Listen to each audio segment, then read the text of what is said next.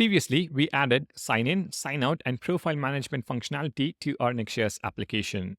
Everything works great, but there is still a small issue. Our sign in button and profile link are both visible when we are already signed in, and the sign out button is visible when we are already signed out. Let's fix that by learning how to conditionally render UI elements based on the user's authentication state. Clerk once again makes this super easy with two special components, signed in and signed out. Let's import them and use them to update our navigation component. So signed in and signed out components from @clerk/Next.js.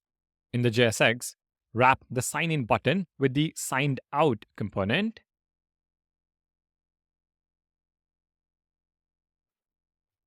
And the profile link plus the sign out button with a signed in component.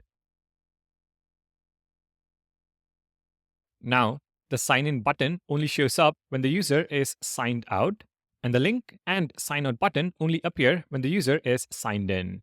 Pretty neat, right? Clerk handles all the state management for us. Check the browser, and you should see the sign in button only when you're signed out. And when you sign in, the profile link and sign out button should appear. The sign in button is now hidden. Simple and straightforward. Supporting the channel is free. Please like and subscribe. It helps a lot.